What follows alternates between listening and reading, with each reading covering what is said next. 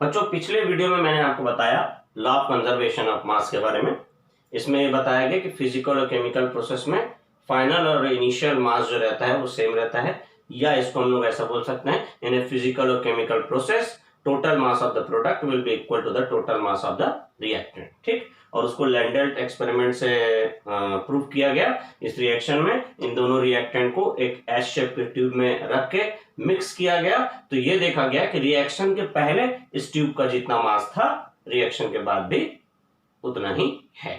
तो ये लैंडेल्स एक्सपेरिमेंट जो law of conservation of mass को प्रूव करता है। अब इसमें लिमिटेशन का है, कहां पर ये लॉ नहीं लगता। क्या होता है, नॉर्मल जो केमिकल रिएक्शन होती है उसके लिए law of conservation of mass सही है, लेकिन न्यूक्लियर रिएक्शंस के लिए law of conservation of mass सही नहीं है। क्यों, समझिए।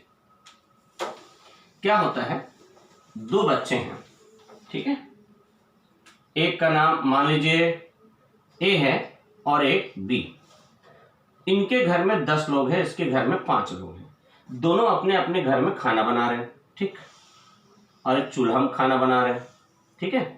अब ये भी क्या किया, खाना बनाने के लिए लकड़ी लेके आया मेरी दुकान से, 10 किलो लकड़ी का एक टुकड़ा लेके आया। ये भी 10 किलो लकड़ी का एक टुकड़ा लेके आया, 10 किलो का ये एक टुकड़ा था। इसको मैं ऐसा ले लेता हूँ, 3 लोग हैं, 4 लोग हैं। तो इसके घर में 10 लोग हैं, इसके घर में 4 लोग हैं। दोनों मेरे यहाँ से 10-10 किलो लकड़ी के टुकड़ा लेके आए।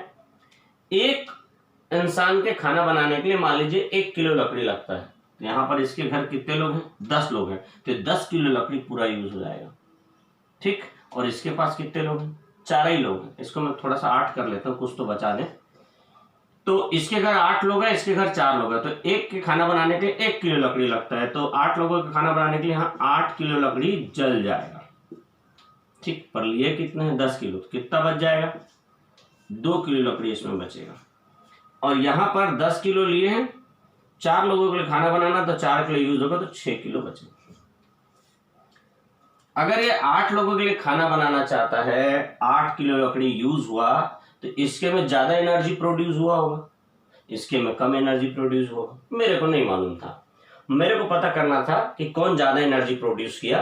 तो मैं ये देखा कि मैं तो दोनों को 10-10 किलो लकड़ी दिया था। मैं जाके देखा तो इसके पास 2 किलो बचा और इसके पास 6 किलो बचा, तो इसके पास 2 किलो बचा। इससे मेरे को समझ में आ गया कि ये 8 किलो लकड़ी ये यूज कर लिया है, 8 किलो लकड़ी ये यूज किया, जबकि ये कितना यूज किया है, 4 किलो, क्योंकि 6 किलो बचा है।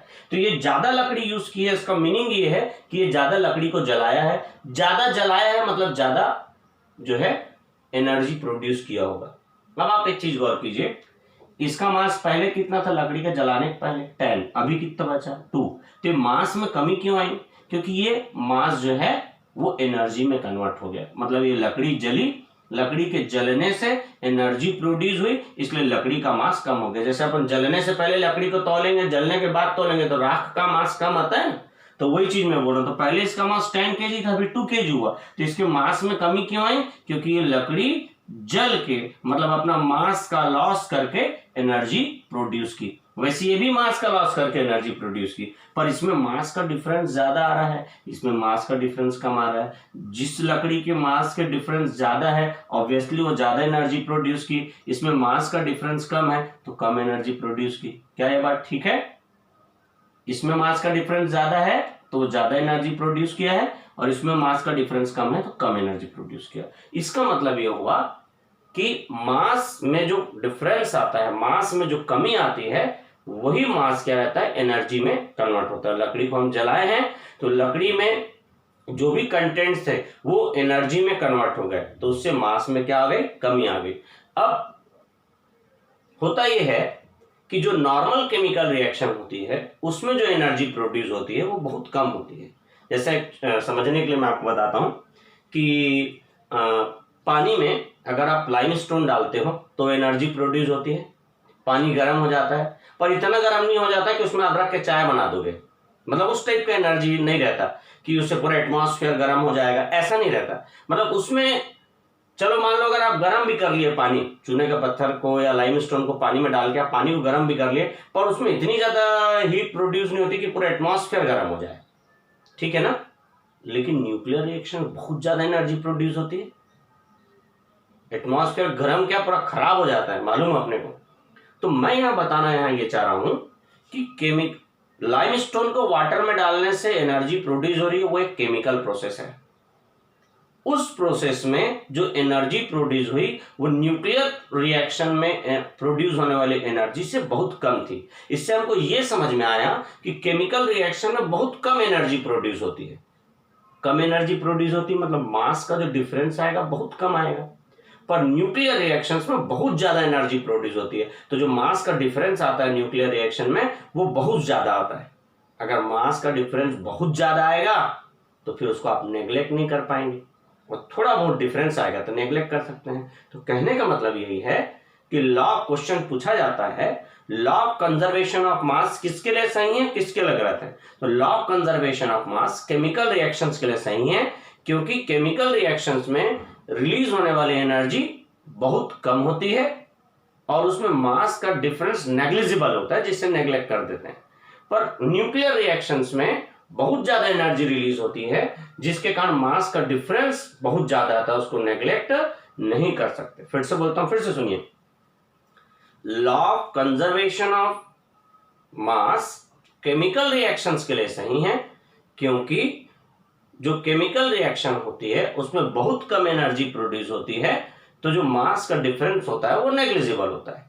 पर न्यूक्लियर रिएक्शंस में बहुत ज्यादा एनर्जी प्रोड्यूस होती है, तो मास में भी बहुत ज्यादा डिफरेंस होगा, तो वो नेग्लिजिबल नहीं होगा। तो केमिकल रिएक्शन में ऐसा होगा कि प्रोडक्ट का टोटल मास रिएक्टेंट के बराबर आएगा, पर न्यूक्लियर रिएक्शंस में आप बोलेंगे कि प्रोडक्ट के बराबर रिएक्टेंट का मास आए, तो ये पॉसिबल नहीं है, क्योंकि न्यूक्लियर रिएक्शंस में बहुत ज्यादा जो मास होता है वो एनर्जी में कन्वर्ट हो जाता है, तो प्रोडक्ट का मास रिएक्टेंट के बराबर नहीं आएगा। किसमें? न्यूक्लियर रिएक्शन में। तो अगर आपसे पूछा जाए कि law of conservation of mass किसके लिए एप्लीकेबल नहीं है, तो आप बोलेंगे न्यूक्लियर रिएक्शंस के लिए law of conservation of mass जो है वो एप्लीकेबल नहीं है। तो ये मैं आपको बताया law of conservation of mass, और कहाँ वो एप्लीकेबल है, कहाँ एप्लीकेबल नहीं है, और उसकी एक्चुअल में क्या उसका डेफिनेशन होना चाहिए था, वो मैं आपको बताया। पर आपको बुक के हिसाब से जो डेफिनेशन है, इन ए फिजिकल और chemical process total mass of the product will be equal to the total mass of reactant, यही आपको लिखना रहता है। ठीक है, नेक्स्ट जो लॉ है उसको मैं आपको नेक्स्ट वीडियो में बताता हूं।